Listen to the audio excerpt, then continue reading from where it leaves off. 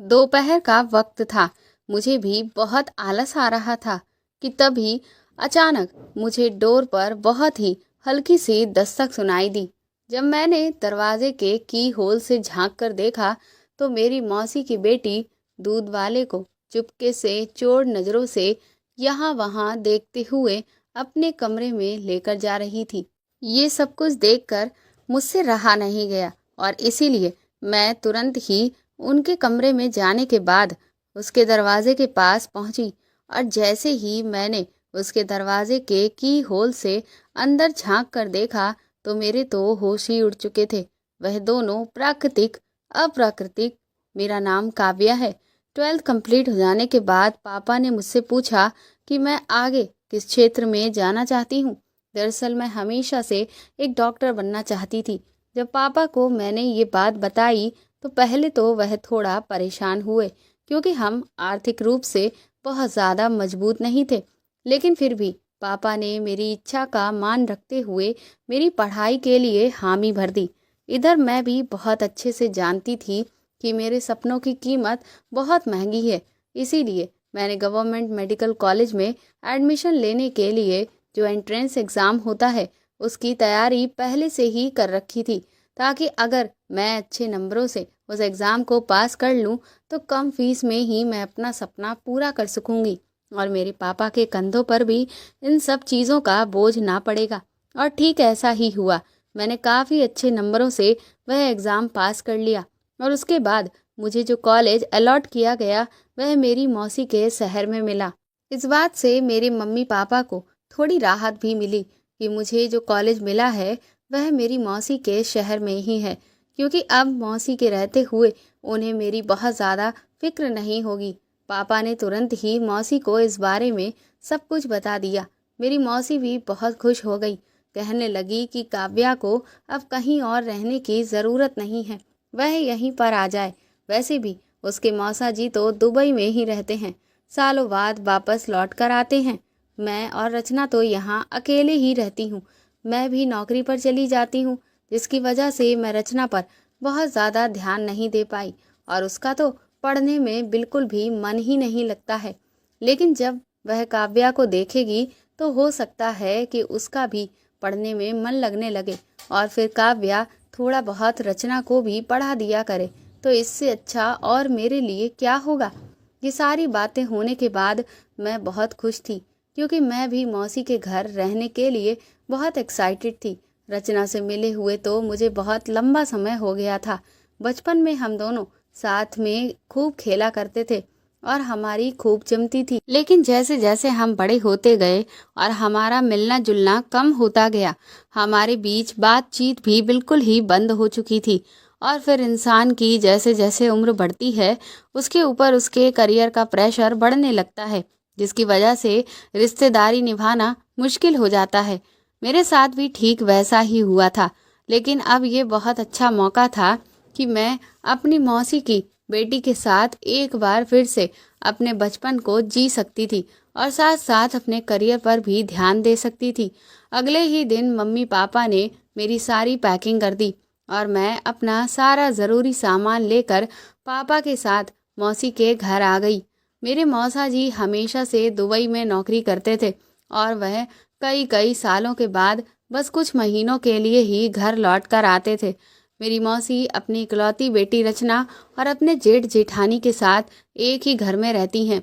मौसी के जो जेठ जी हैं उनका एक बेटा है और उनके पास रुपए पैसों की कोई कमी नहीं है, इसीलिए उन्होंने अपने बेटे को विदेश पढ़ने के लिए भेज दिया है।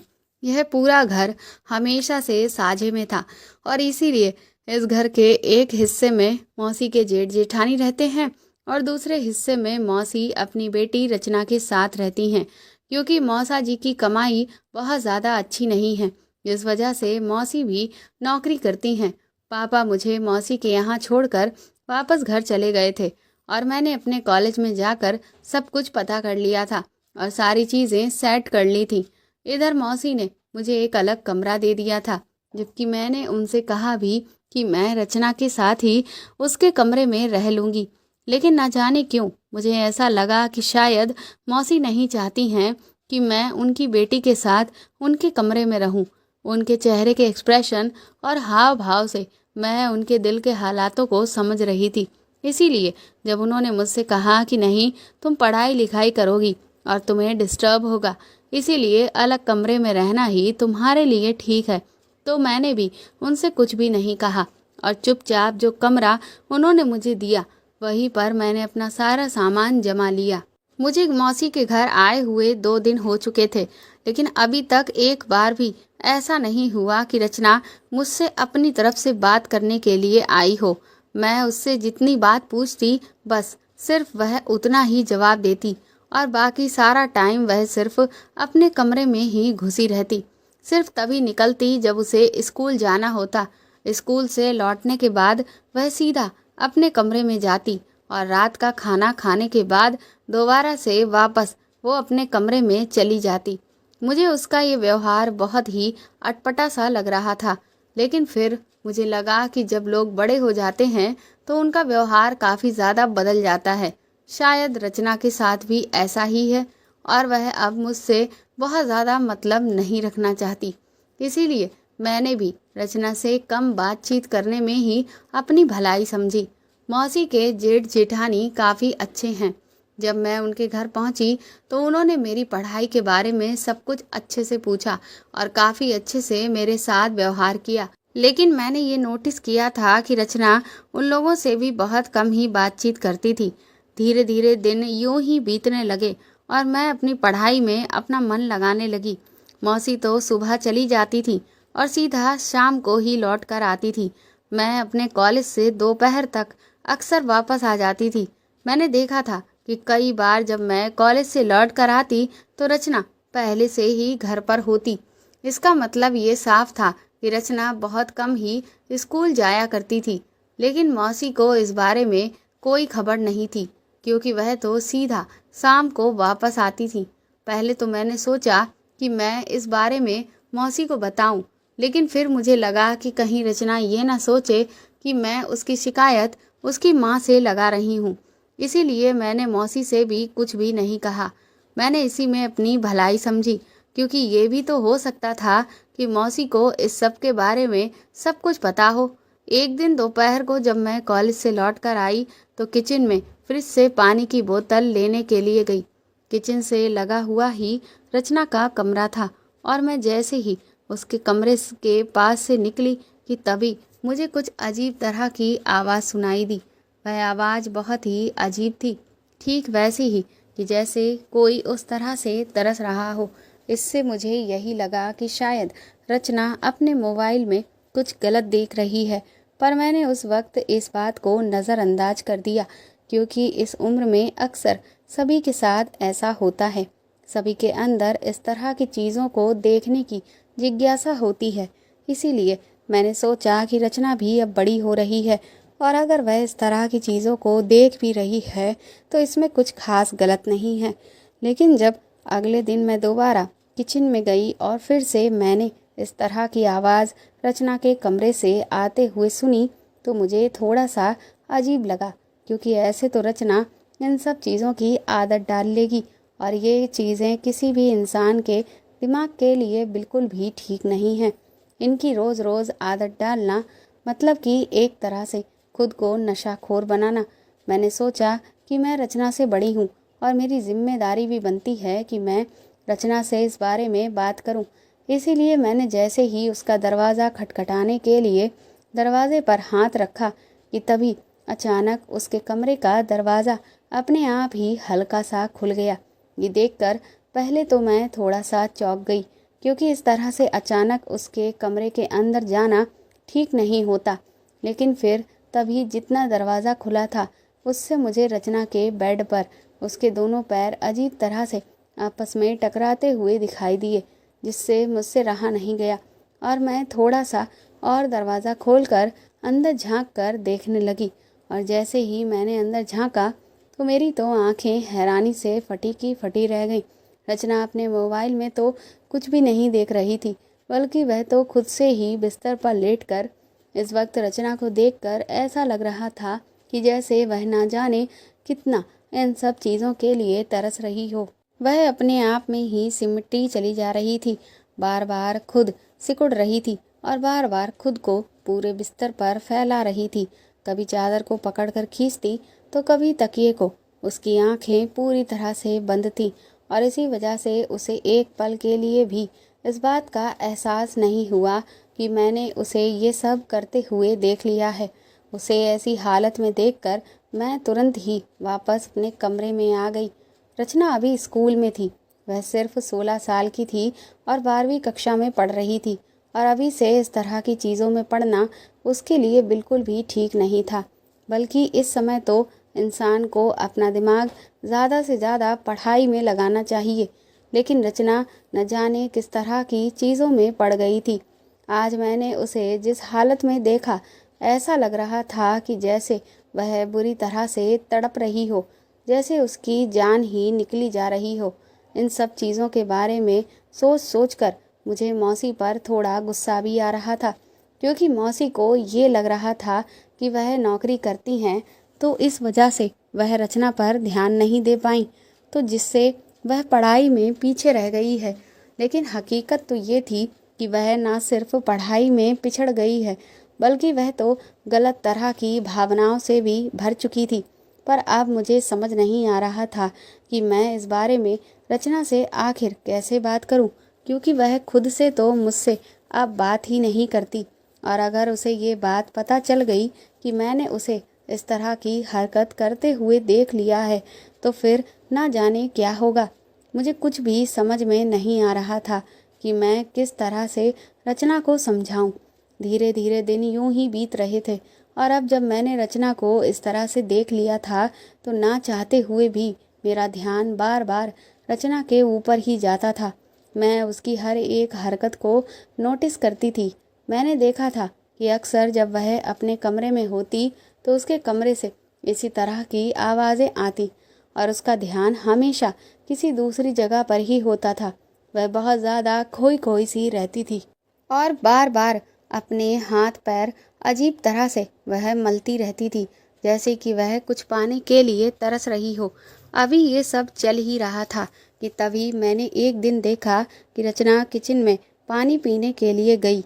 वैसे तो मैं इस बात पर ध्यान नहीं देती, लेकिन पानी पीते पीते ही जब वह यहाँ वहाँ झांक कर देख रही थी, तो इस बात से मुझे थोड़ा शक हुआ।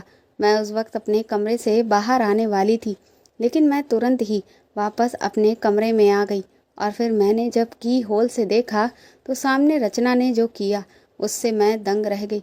उसने तुरंत ही चुपके से एक बैगन निकाला और उस बैगन को अपने टॉप में छुपा लिया और फिर तुरंत ही भागकर वह वापस अपने कमरे में चली गई थी। मैं भी तुरंत ही उसके दरवाजे के पास गई और जब मैंने अंदर से उसकी आवाज़ सुनी तो उससे मैं अच्छी तरह से समझ गई कि वह बैगन को अपने कमरे में लेकर क्यों गई है। इसका मतलब साफ था कि रचना बुरी तरह से इन आदतों में फंस चुकी है और वह इससे छुटकारा पाने की जगह अपनी इस इच्छा को पूरी करने के लिए इस तरह के तरीके अपना रही है। ये सब देखकर मेरी परेशानी हद से ज़्यादा बढ़ती जा रही थी। इसीलिए शाम को जब मौसी घर वापस आई तो मैंने उनसे इस बारे में बात की कि उन्हें अब नौकरी छोड़ देनी चाहिए और घर पर रहकर रचना पर ध्यान देना चाहिए, ताकि उसे भी थोड़ा सा इस बात का डर हो कि कोई है जो उस पर ध्यान दे रहा है और वह अपने करियर पर फोकस कर सके। लेकिन मौसी का तो वही रोना कि घर में पैसों की तंगी है, ये है वह है, मौसा की कमाई कम है, जबकि मुझे यही लगता था कि उनकी तो सिर्फ एक ही बेटी है और वह जो कमाई कर रहे हैं, अगर उससे उनकी बेटी का करियर ठीक से नहीं बन पाया तो फिर इतना ज़्यादा मेहनत करने का क्या फ़ायदा। पर मौसी थोड़ी कंजूस टाइप की भी थी, इस वजह से उन्हें मेरी कोई भी बात समझ में नहीं आई। मैं भी एक हद तक ही उन्हें समझा सकती थी, उससे ज़्यादा तो मैं उनसे कुछ नहीं कह सकती थी। इसीलिए जब उन्होंने 2-3 बार मेरी बात काट दी तो फिर मैं भी शांत हो गई। फिर मैंने खुद को ही समझा लिया कि धीरे धीरे हो सकता है रचना खुद से ही इन सब आदतों से छुटकारा पाले और समझ जाए कि ये सब उसके लिए कितना नुकसानदेह है। इसी तरह से धीरे धीरे 1 साल बीत गया। उसके बाद एक दिन मेरे कॉलेज में हम लोगों को प्रोजेक्ट दिया गया, जिसमें मुझे और मेरे दोस्त राजीव को एक साथ एक प्रोजेक्ट पर काम करना था।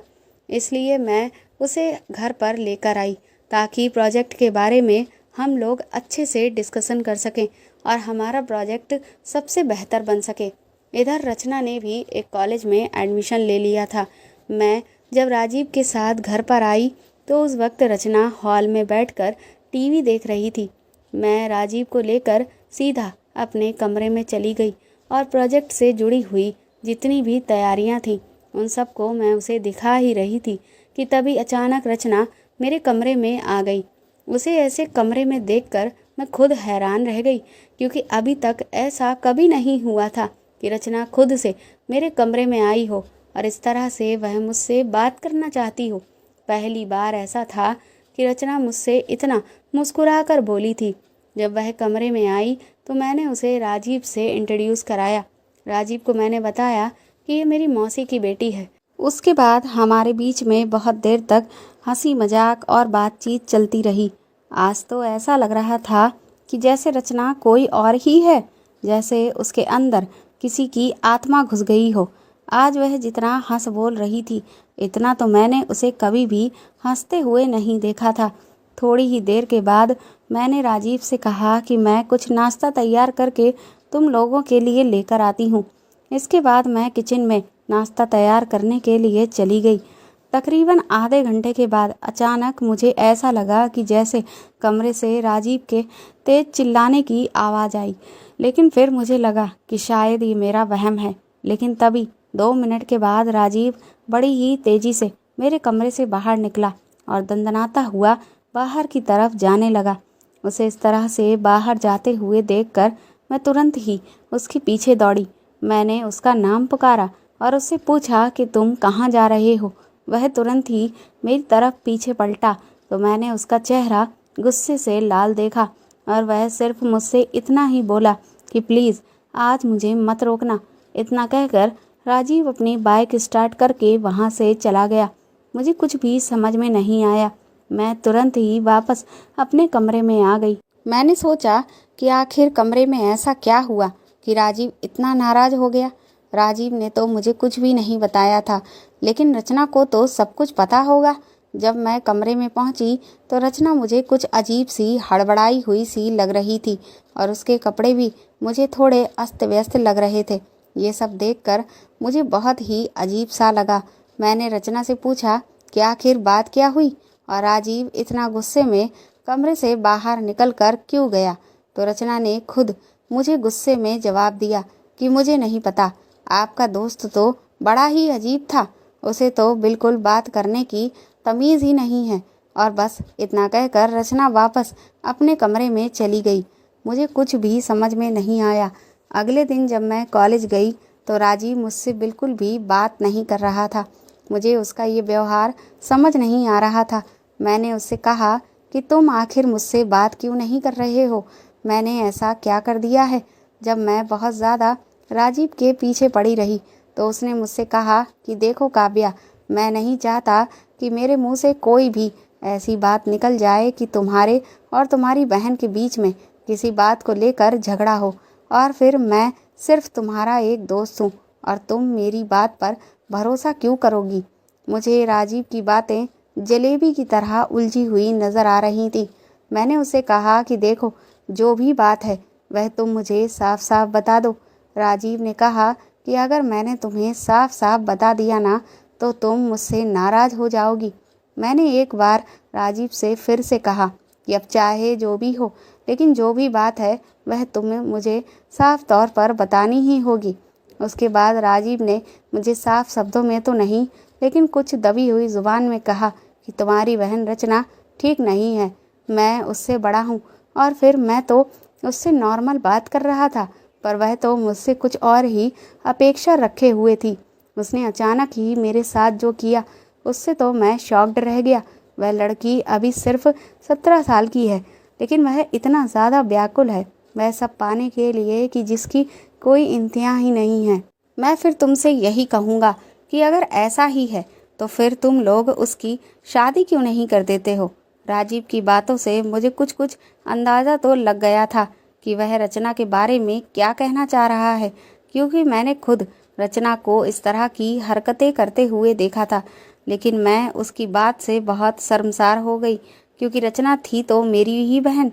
मैंने उस वक्त उसे कुछ भी नहीं कहा, बस सिर्फ माफ़ी मांग ली। लेकिन अब मैं बहुत ज़्यादा परेशान थी। आखिर रचना को हो क्या गया था? उस पर तो ऐसा लग रहा था कि जैसे इन सब चीज़ों का पागलपन बढ़ता ही जा रहा था। गुस्सा तो मुझे इतना आ रहा था रचना पर कि घर जाकर खींचकर उसके एक तमाचा मारूं और उससे कहूं कि उसका दिमाग पूरी तरह से खराब हो चुका है।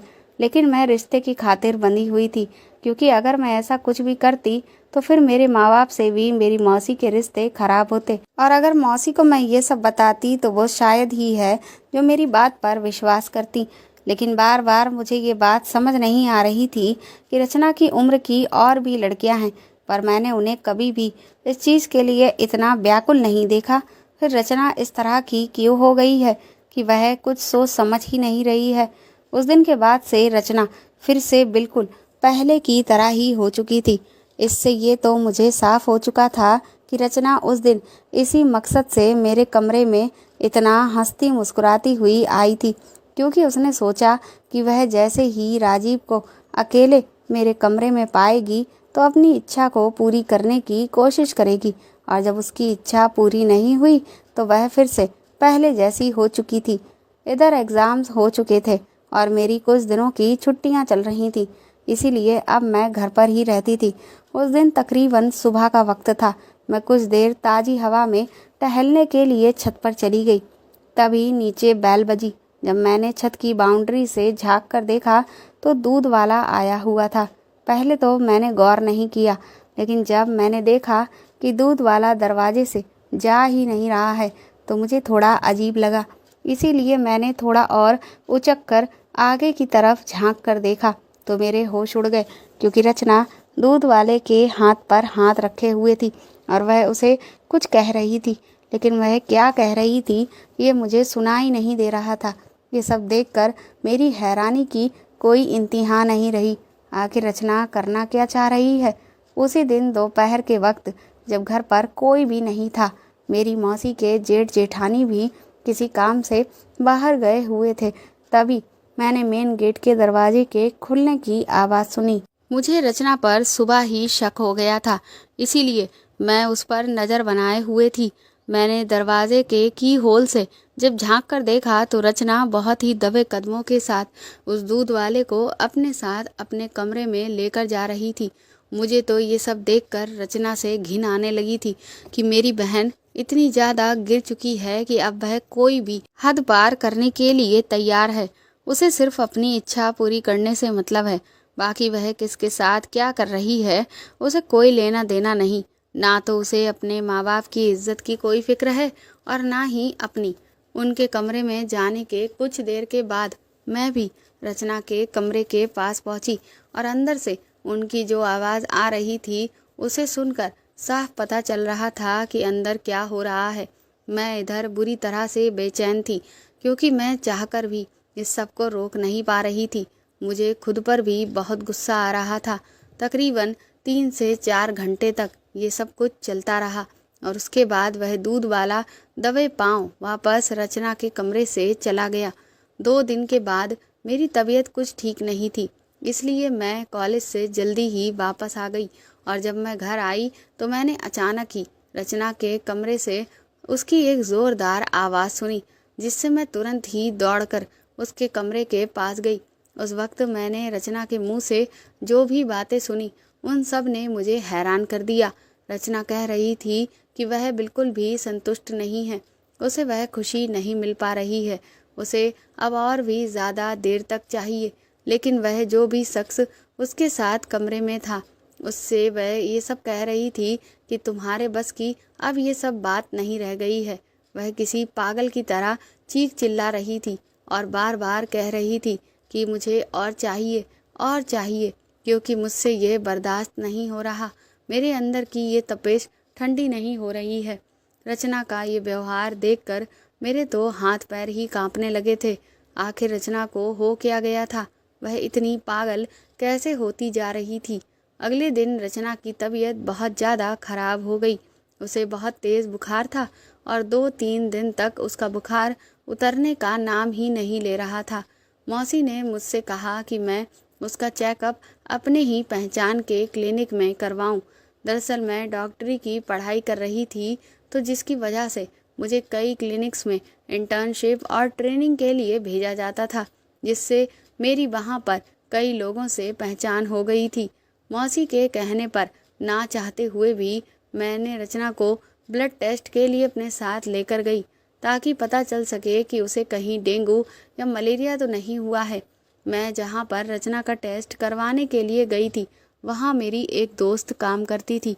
मैंने उससे कहा कि तुम इसकी हर तरह की जांच बहुत अच्छे से करना।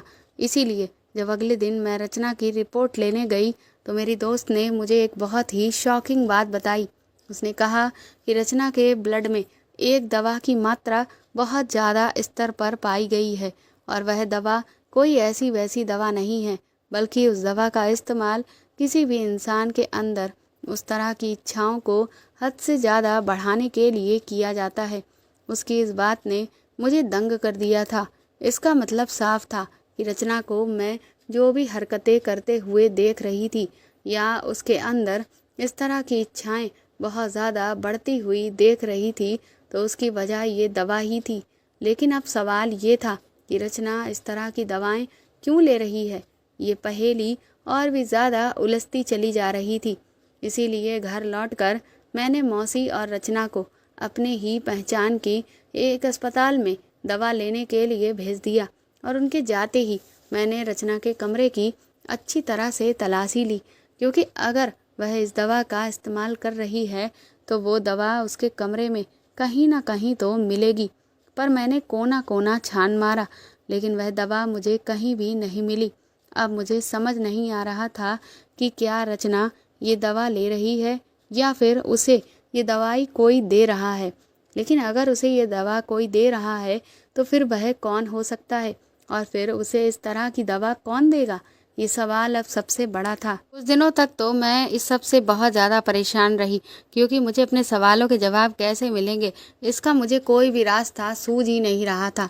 फिर एक दिन मेरे दिमाग में आइडिया आया कि अगर मैं रचना के कमरे में खुफिया कैमरा लगा देती हूँ, तो शायद मुझे अपने सवालों के जवाब मिल पाएँ, और उसमें जो भी सबूत इकट्ठा हो गए हों, उसके आधार पर मैं मौसी को भी रचना की सारी सच्चाई बता सकती हूँ, ताकि वह वक्त रहते अपनी बेटी को सही रास्ते पर ले आएं। यही सब सोचकर मैंने मौका पाते ही रचना के कमरे में खुफिया कैमरा लगा दिया। पर इधर तभी पापा की तबीयत बहुत ज़्यादा खराब हो गई, जिस वजह से मैं वापस अपने घर चली गई, और इस सब में 2-3 हफ्ते बीत चुके थे। जब मैं लौट कर आई तो मौसी के घर की हालत देखकर तो मैं दंग रह गई। मौसी बुरी तरह से रो रही थी। मैंने उनसे पूछा कि आखिर बात क्या हुई है, तो उन्होंने कहा कि दरअसल रचना कहीं चली गई है। ये सब सुनकर मैं भी परेशान हो गई कि आखिर रचना ऐसे अचानक कहाँ चली गई। 24 घंटे तक तो हम लोगों ने रचना की खुद से खोजबीन की, लेकिन जब उसका कहीं भी पता न चला तो हम लोगों ने पुलिस में रिपोर्ट दर्ज कराई। और इधर तकरीबन 1.5 महीने के बाद एक दिन पुलिस स्टेशन से फ़ोन आया कि पुलिस वालों को रचना मिल गई है। जब हम लोग दौड़े दौड़े पुलिस स्टेशन पहुंचे, तो पता चला कि रचना एक लड़के के साथ चली गई थी, और वह इस वक्त पेट से है। इस बात ने तो मौसी को तोड़ कर ही रख दिया था। वह बेचारी सदमे में चली गई थी। इस वक्त मुझे खुद पर भी आत्मग्लानि हो रही थी, क्योंकि अगर मैंने हिम्मत करके और बिना कुछ सोचे समझे मौसी को पहले ही रचना के बारे में सब कुछ बता दिया होता, तो शायद आज जो कुछ हो रहा है वह नहीं हुआ होता। इधर क्योंकि रचना बालिग नहीं थी, इस वजह से उस लड़के पर केस हो गया। और फिर जब हम सब अदालत में सुनवाई के लिए गए, तो वह लड़का चिल्ला चिल्ला कर साफ इस बात के लिए इनकार करने लगा कि रचना के पेट में जो बच्चा है उसका पिता वह नहीं है। इधर वकील भी रचना से पूछ रहे थे कि वह बिना दबाव के सब कुछ साफ साफ सबको बता दे, लेकिन रचना अपनी नज़र नीचे झुकाए चुपचाप खड़ी हुई थी, और वह लड़का बुरी तरह से रो रहा था। रचना के आगे भीख मांग रहा था कि वह उसकी ज़िंदगी खराब होने से बचा ले। वह उसे बार बार अपने सच्चे प्यार का वास्ता दे रहा था। वह उसे बार बार कह रहा था कि वह सच बोल दे, सबको बता दे कि वह इस बच्चे के लिए जिम्मेदार नहीं है। पर रचना थी कि जैसे अपनी जुबान कहीं फेंक आई थी। लेकिन जब बार बार वकील और जज की तरफ से रचना पर दबाव बनाया गया तो आखिरकार रचना ने इस बात को स्वीकार किया, ये बच्चा उस लड़के का नहीं था। लेकिन फिर अब सबसे बड़ा सवाल ये था कि ये बच्चा किसका है। इस पर रचना ने पूरी तरह से इनकार कर दिया। हर कोई हैरान था। मौसी तो बेचारी सदमे से पागल ही हुई जा रही थी। उन्हें समझ नहीं आ रहा था कि उनकी बच्ची की जिंदगी यूं इस तरह से खराब कैसे हो गई। इधर उस लड़के को जब तक उसकी सारी सच्चाई सामने नहीं आ जाती तब तक जेल भेज दिया गया।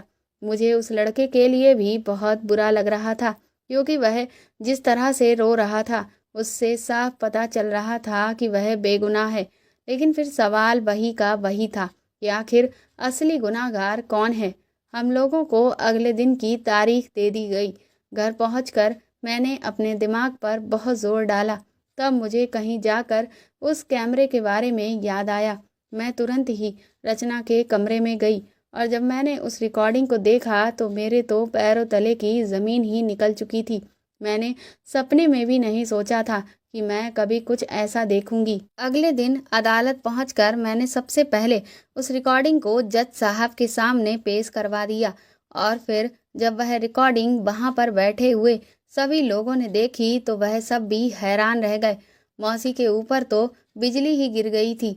दरअसल उस वीडियो में रचना के साथ जो इंसान गलत कर रहा था वह और कोई नहीं बल्कि मेरी मौसी के जेठ यानी कि रचना के ताऊ थे।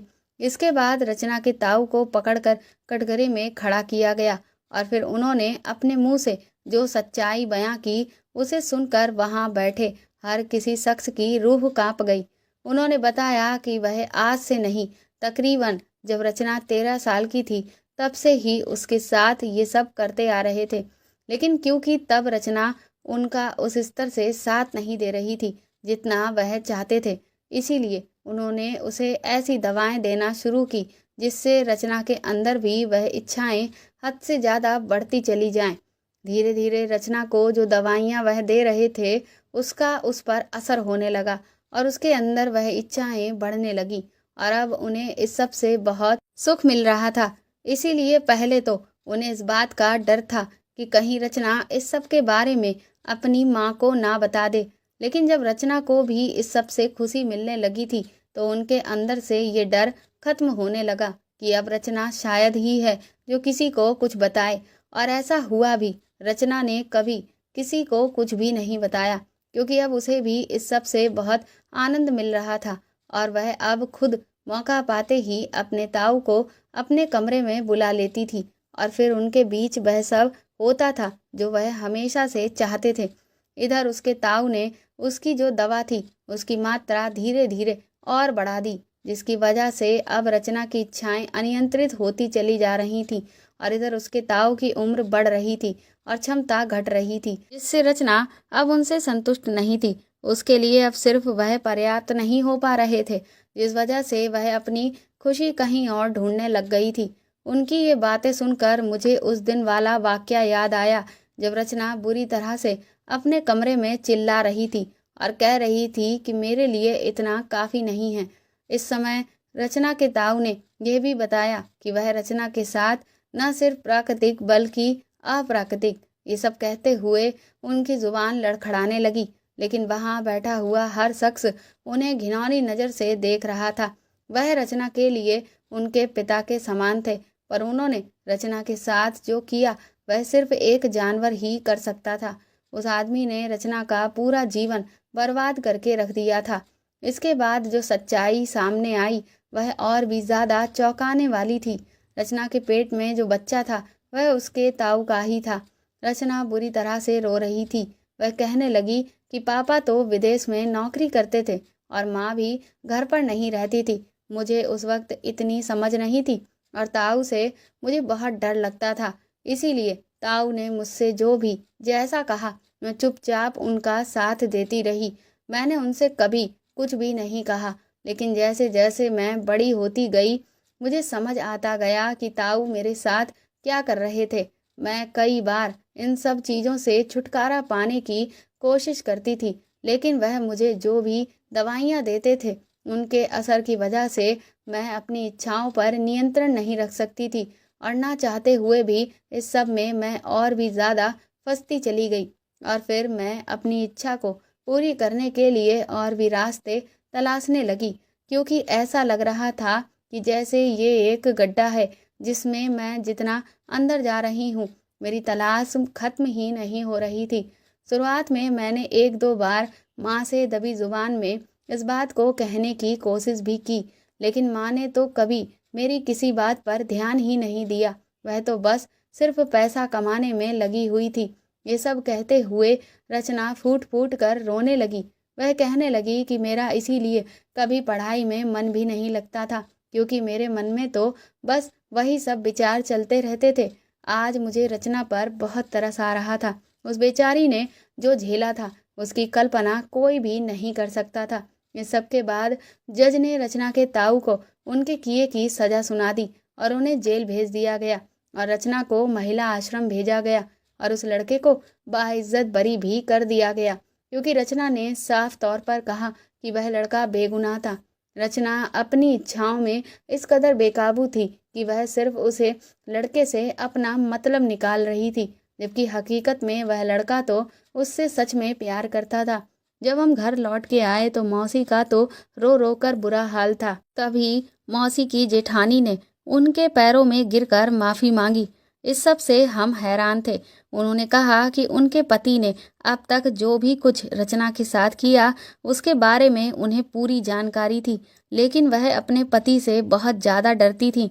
उन्होंने जब शुरू में इस बात का विरोध किया तो उनके पति ने उन्हें धमकाया था कि अगर उन्होंने ज़ुबान खोली तो वह उन्हें तलाक दे देंगे और फिर वह कहीं की भी नहीं रहेंगी। और उन्होंने अपनी गृहस्थी को बचाने के लिए रचना की पूरी जिंदगी आराम से खराब होने दी। लेकिन आज उन्हें इस बात का एहसास हो रहा है कि उन्होंने कितना बड़ा पाप किया। मैंने मौसी को हिम्मत दिलाने की कोशिश की। मैंने उनसे कहा कि रचना के गुनहगार हम सब ही हैं, क्योंकि हम सब ने कभी भी उस पर ध्यान ही नहीं दिया। मौसी ने कहा कि काव्या, तुम बिल्कुल ठीक कह रही हो। मैं जिंदगी भर सिर्फ कमाई करने में लगी रही, जबकि मेरी असली पूंजी तो मेरी बच्ची थी और मैंने उस पर कभी कोई ध्यान ना देकर अपने जीवन की सबसे बड़ी गलती की है। लेकिन अब वह सबसे ज़्यादा इस बात को लेकर परेशान थी कि जब मौसा जी वापस घर लौटेंगे तो वह उन्हें क्या जवाब देंगी। अभी हम इस सदमे से गुजर ही रहे थे कि कुछ दिनों के बाद ही हमें पता चला कि रचना की अचानक तबीयत खराब हो गई, जिसकी वजह से उसका बच्चा बच नहीं सका। उसका पुनर्वास केंद्र में इलाज चलता रहा और आज कुछ महीनों के बाद जब रचना की थेरेपी पूरी हो चुकी है तो वह घर लौट आई है। मौसी ने उस घर में अपना हिस्सा बेचकर दूसरी जगह पर घर ले लिया है और आज वह अपनी बेटी को अपना पूरा समय दे रही हैं ताकि वह उसे उस सदमे से बाहर निकाल सकें जिसकी जिम्मेदार मौसी खुद को सबसे ज़्यादा समझती हैं। दोस्तों, आज का समाज बहुत खराब हो चुका है। आज बाहर तो छोड़िए, कई लोग घर में भी सुरक्षित नहीं हैं।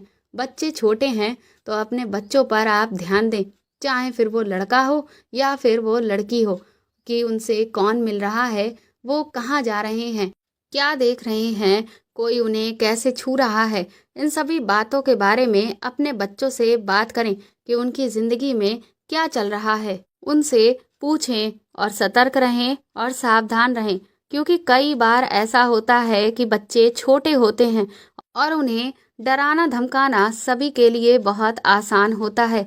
लेकिन अगर आप उनसे प्यार से पूछेंगे और उनके विश्वास को जीतेंगे तो अगर कभी भी उनके साथ कोई इस तरह की घटना हुई होगी तो वो आपको सब कुछ साफ साफ बता देंगे। इसीलिए अपने बच्चों की भलाई और उनकी सुरक्षा के लिए उन पर ध्यान दीजिए। इस तरह की चीज़ें ज़्यादातर उन बच्चों के साथ होने लगती हैं जिनके पेरेंट्स दोनों ही लोग कामकाजी होते हैं। तो ऐसे लोगों को तो अपने बच्चों पर और भी ज़्यादा ध्यान देना चाहिए और कभी भी किसी भी व्यक्ति के भरोसे अपने बच्चों को नहीं छोड़ना चाहिए। तो दोस्तों, आपको मेरे द्वारा लिखी हुई ये कहानी कैसी लगी, प्लीज़ कमेंट करके ज़रूर बताएं। और इस कहानी को ज़्यादा से ज़्यादा शेयर और लाइक करके मेरे आगे भी मैं आपको ऐसी ही अच्छी कहानियाँ सुनाती रहूं। Thank you.